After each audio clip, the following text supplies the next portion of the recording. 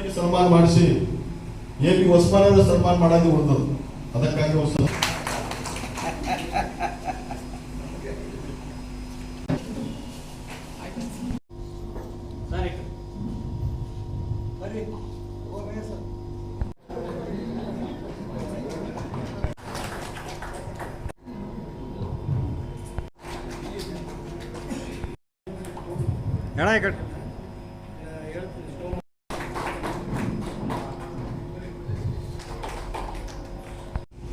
ಸಾಮಾಜಿಕ ನ್ಯಾಯದ ಪರವಾಗಿ ಹೋರಾಟ ಮಾಡಿ ತಮ್ಮ ಚಿಂತನೆಗಳನ್ನು ಬಿಟ್ಟು ಹೋಗಿದ್ರು. ಅದನ್ನೇ ಮುಂದುವರಿಸಿಕೊಂಡು ಹೋದವರು ಸಮಾಜ ಸುಧಾರಕರು ಯಾರಾದರೂ ಹೊರ ಅಣ್ಣಾ ಭಾವ ಸಾಠೇರವರು. ಅವರು 1920ರಲ್ಲಿ ಆಗಸ್ಟ್ 1ರಂದು ಜನ್ಮ ತಾಳಿದರು. ಮುಂಬೈ ಕಾರ್ಮಿಕರಿಗೆ ನ್ಯಾಯ ಕೊಡಿಸ್ತಕ್ಕಂಥ ಸಂದರ್ಭದಲ್ಲಿ ಕಾರ್ಮಿಕ ಚಳವಳಿಯಲ್ಲಿ ಧುಮುಕಿ ಸಾಮಾಜಿಕ ನ್ಯಾಯ ಕೊಡ್ತಕ್ಕಂಥ ಕೆಲಸ ಕಾರ್ಮಿಕರಿಗೆ ಪ್ರಯತ್ನ ಮಾಡಿದರು.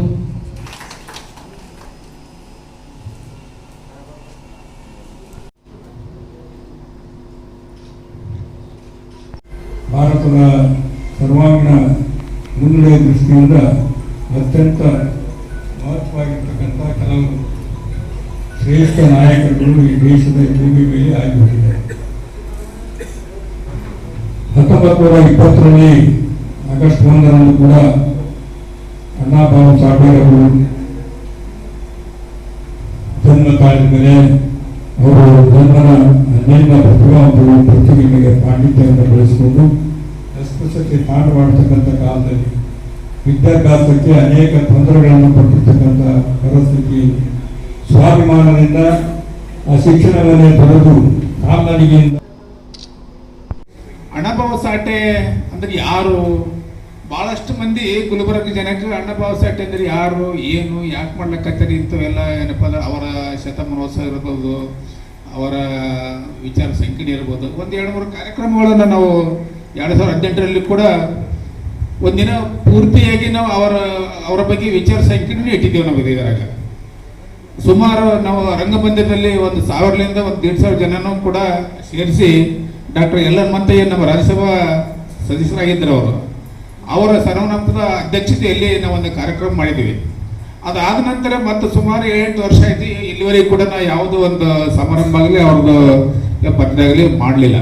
ನಾವು ಯಾಕೆ ಅದನ್ನು ಅಣ್ಣಾ ಭಾವ ಸಾಠೆ ಅವ್ರನ್ನ ಯಾಕೆ ನಾವು ಪರಿಚಯ ಮಾಡಬೇಕು ಗುಲ್ಬರ್ಗ ಜನರಿಗೆ ಅಂದರೆ, ಅಣ್ಣಾ ಭಾವ ಸಾಠೆ ಅವರ ಸಾಹಿತ್ಯವನ್ನು ಬರೀ ಮಹಾರಾಷ್ಟ್ರಕ್ಕೆ ಮಾತ್ರ ಸೀಮಿತವಾಗಿದ್ದಾರೆ. ಅವರಿದ್ರಾಗ ಆ ಮಹಾರಾಷ್ಟ್ರ ಬಾರ್ಡರ್ ಬಿಟ್ಟು ಈ ಕಡೆ ನಮ್ಮ ಕಡೆಗೆ ಕರ್ನಾಟಕ ಬರಲೇ ಇಲ್ಲಲ್ಲ. ಆದ್ದರಿಂದ ಅಣ್ಣಾ ಭಾವ ಸಾಠೆ ಅವರ ಸಾಹಿತ್ಯವನ್ನು, ಅವರ ಹೋರಾಟದ ಬಗ್ಗೆ, ಅವರ ಕವನಗಳನ್ನು ನಮ್ಮ ಕರ್ನಾಟಕದ ಜನತೆಗೆ ನಾವು ಸ್ವಲ್ಪ ಪರಿಚಯ ಮಾಡಿಕೊಡ್ಬೇಕು.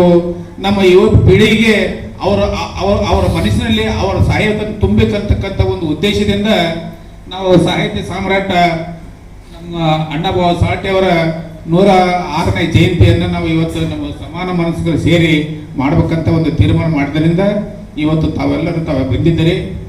ಈಗ ಬೇಕಷ್ಟು ಮಾತಾಡಿದ್ದಾರೆ. ಅಣ್ಣಾ ಭಾವ ಸಾಠೇರ ಅಕ್ಷರವನ್ನೇ ಕಾಣದಂತ ಒಬ್ಬರ ಅನಾಕ್ಷರಸ್ಥ ಅಕ್ಷರ ಜಗತ್ತನ್ನೇ ಮೆರುಗೊಳಿಸಂತ ಒಂದು ಕಾದಂಬರಿಗಳನ್ನ, ಕವನಗಳನ್ನ ಮತ್ತು ಅವರು ಲಾವಣಿಗಳ ಮುಖಾಂತರ, ಹಾಡಿನ ಮುಖಾಂತರ, ಕ್ರಾಂತಿಕಾರಕ ಗೀತೆಗಳನ್ನು ಹಾಡುವ ಮುಖಾಂತರ ಸಮಾಜವನ್ನು ಜಾಗೃತಗೊಳಿಸತಕ್ಕಂಥ ಒಂದು ಅವರ ಕಾರ್ಯಕ್ರಮ ಮಾಡ್ತಿದ್ದರು.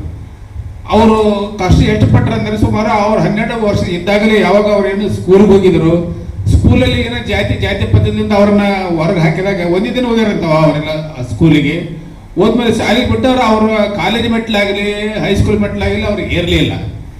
ಆದರೂ ಕೂಡ ಅವರು ಸುಮಾರು 35,000 ಕಾದಂಬರಿಗಳು ಬರೀತಾರೆ. ಅದರಲ್ಲಿ 27 ಕಾದಂಬರಿಗಳು ವಿದೇಶದ ಭಾಷೆಯಲ್ಲಿ ಅವೆಲ್ಲ ಭಾಷಾಂತರಗೊಳ್ತಾವಂತಂದರೆ ಅವರು ಯಾವ ರೀತಿಯಾಗಿ ಅವರೆಲ್ಲ ಸ್ಟಡಿ ಮಾಡಿರಬೇಕು, ಯಾವ ಸಾಹಿತ್ಯವನ್ನು ತಮ್ಮ ಜೀವನದಲ್ಲಿ ಅಳವಡಿಕೊಂಡಿರಬೇಕು ಅಂತಕ್ಕಂಥ ಒಂದು ನಾವು ಆಚೆ ಪಡಕಾದಂಥ ಒಂದು ವಿಷಯ ಇದೆ ಇಲ್ಲಿ. ಅದಕ್ಕಾಗಿ ಏನಪ್ಪ ಅಂದರೆ ಅಣ್ಣಾ ಭಾವ ಸಾಠೇರ ಒಂದು ದಲಿತ ಸಮಾಜದಲ್ಲಿ ಹುಟ್ಟಿ ಅಕ್ಷರವನ್ನೇ ಕಲಿಯದೆ ಇಡೀ ಅಕ್ಷರ ಜಗತ್ತನ್ನೇ ಬೆರಗೊಳಿಸತಕ್ಕ ಒಂದು ಕಾದಂಬರಿಗಳನ್ನು, ಒಂದು ಸಾಹಿತ್ಯವನ್ನು ಈ ನಮ್ಮ ದೇಶಕ್ಕೆ ಅವರು ಕೊಡುಗೆಯನ್ನು ಕೊಟ್ಟಿದ್ದಾರೆ. ಅವರ ಒಂದು ಶತಮಾನೋತ್ಸವವನ್ನು ನಾವು ಗುಲ್ಬರ್ಗದಲ್ಲಿ ಮಾಡಬೇಕು. ಮತ್ತು ನಾವು ಮಹಾರಾಷ್ಟ್ರಕ್ಕೆ ನಾವೆಲ್ಲ ಗುಲ್ಬರ್ಗದವರು ಸಮೀಪನೆ ಬಾರ್ಡರ್ದಾಗೆ ಆ ಕಡೆ ನಾವೆಲ್ಲ ಬಸವಕರಣ್ಣ ಬಾಲಕಿ ಬೀದರ್ದಾಗೆಲ್ಲ ಅಣ್ಣಭಾವ ಸಾಟೆ ಅವ್ರ ಫಂಕ್ಷನ್ ಕೂಡ ಮಾಡ್ತಾರವರೆಲ್ಲ. ಇವನ್ ಮಹಾರಾಷ್ಟ್ರದಲ್ಲಿ ಸುಮಾರು ವರ್ಷದಲ್ಲಿ ಅವರು ಒಂದೊಂದು ಜಿಲ್ಲೆಯನ್ನು ಏನಪ್ಪ ಅಂದ್ರೆ ಅವರ ಸಾಹಿತ್ಯ ಸಮ್ಮೇಳನವನ್ನು ಮಾಡಿ ಒಂದು ಸ್ಮರಣ ಸಂಚಿಯನ್ನು ಬಿಡುಗಡೆ ಕೂಡ ಮಾಡ್ತಾರೆ ಅವರು ಇವಾಗ. ಅದೇ ರೀತಿಯಾಗಿ ನಾವು ಲಾಸ್ಟ್ 2018 ಒಂದು ಮಾಡಿದ್ವಿ. ಈಗಲೂ ಕೂಡ ಮುಂದೆ ಕೂಡ ಬರೀ ನಾವು ಇದನ್ನು ಮಾಡಿದರೆ ಸರಿ ಹೋಗಲ್ಲ. ಅವರ ವಿಚಾರಗಳನ್ನು ಅವರ ಸಾಹಿತ್ಯವನ್ನು ಇನ್ನಷ್ಟು ಪ್ರಖರವಾಗಿ ನಮ್ಮ ಯುವ ಪೀಳಿಗೆಗೆ ನಾವು ಪರಿಚಯ ಮಾಡಿಕೊಡುವಂಥ ಒಂದು ಉದ್ದೇಶದಿಂದ ಈ ಒಂದು ಕಾರ್ಯಕ್ರಮವನ್ನು ಹಮ್ಮಿಕೊಂಡಿದ್ದೀವಿ. ಇದೆಲ್ಲ ಕಾರ್ಯಕ್ರಮಕ್ಕೆ ನಮ್ಮ ಮಾರ್ಗದರ್ಶಕರಾಗಿ ಯಾವಾಗಲೂ ನಮ್ಮ ಪ್ರೊಫೆಸರ್ ಅವರು ನಮಗೆಲ್ಲ ಕಲಿಸಿದವರು ಆರ್ಕೆ ಹುಡುಗಿಯವರ ಮಾರ್ಗದರ್ಶಕರಾಗಿ ಬಸವಣ್ಣ ಸಿಂಗಿ ಅವರು, ಎ ಪಿ ಹೊಸಮನಿ ಅವರು ಇದ್ರಾಗ ಬೇರೆ ಬೇರೆ ಎಲ್ಲರೂ ಕೊಟ್ಕೊಂತ ಒಂದು ಕಾರ್ಯಕ್ರಮಗಳನ್ನು ನಾವು ತಮಗೆ ಮುಟ್ಟಿಸ್ಬೇಕು. ತಮ್ಮನ್ನೆಲ್ಲ ಕರೆದು ಇವತ್ತು ನಾವೆಲ್ಲ ಒಂದೆಲ್ಲ ಅವರ ಶತಮಾನೋತ್ಸವ ಮಾಡಿದ್ದೀವಿ. ತಾವೆಲ್ಲರೂ ಬಂದಿದ್ದೀರಿ. ಇನ್ನು ಮುಂದಾದರೂ ಕೂಡ ಒಂದು ನಾವು ಅವರ ಒಂದು ಮೆಮೋರಿಯಲ್ ಟ್ರಸ್ಟ್ ಮಾಡ್ಬೇಕಂತ ಒಂದು ಉದ್ದೇಶ ಇದೆ. ಅದಕ್ಕಾಗಿ ತಾವೆಲ್ಲರ ಸಹಕಾರ ಕೊಟ್ಟರೆ ಆ ಎಲ್ಲ ಟ್ರಸ್ಟ್ ಮುಖಾಂತರ ನಾವು ಸರ್ಕಾರದ ಮೇಲೆ ಒತ್ತಡ ಹಾಕಿ ಅವರ ಒಂದು ಯಾವುದೋ ಒಂದು ಸರ್ಕಲ್ಗೆ ಅಣ್ಣಭಾವ ಸಾಟೆಯವರ ಒಂದು ವೃತ್ತ ಅಂತೇಳಿ ಹೆಸರಿಡಬೇಕು. ಆಮೇಲೆ ಬೇಕಾದ್ರೆ ಒಂದೆಲ್ಲ ರೋಡಿಗೆ ಒಂದು ಹೆಸರು ಇಡ್ಬೋದು. ಅದಕ್ಕೆ ನಾವು ಅಂಥಲ್ಲಿ ಕೆಲಸ ಮಾಡಲಿಕ್ಕೆ ನಮ್ಮ ಒಂದು ಟ್ರಸ್ಟ್ ಇದ್ದರೆ ನಮಗೆ ಅನುಕೂಲ ಆಗ್ತಂತ ಮಾತನ್ನು ಹೇಳ್ತಾ, ಇಂಥ ಕಾರ್ಯಕ್ರಮಗಳನ್ನು ನಾವೆಲ್ಲ ಬರೀ ಒಂದು ವರ್ಷ ಮಾಡೋದಲ್ಲ, ಯಾವಾಗಲೂ ಕೂಡ ಅವರ ಸಾಹಿತ್ಯದ ಬಗ್ಗೆ ವಿಚಾರ ಸಂಕಿರಣಗಳನ್ನು ನಾವು ಏರ್ಪಡಿಸಿ ನಮ್ಮ ಯುವ ಜನಾಂಗಕ್ಕೆ ಅವರ ಸಾಹಿತ್ಯವನ್ನು ಅವರ ತಲೆಯಲ್ಲಿ ತುಂಬಿ ಅವರಿಗೆ ಜಾಗೃತ ಆಗಲಿಕ್ಕೆ ತಾವೆಲ್ಲ ಮುಂದಾಗಬೇಕಂತ ಹೇಳಿ ನನಗೆ ಅಧ್ಯಕ್ಷ ಸ್ಥಾನ ವಹಿಸಿ ಏನು ಆರ್ಗನೈಸರ್ಸ್ ಮಾತಾಡಲಿಕ್ಕೆ ಕೊಟ್ಟಿದ್ದಾರೆ. ಎಲ್ಲರಿಗೂ ವಂದಿಸಿ ನಾನು ಮಾತು ಮುಗಿಸ್ತೇನೆ. ಜೈ ಹಿಂದ್, ಜೈ ಕರ್ನಾಟಕ.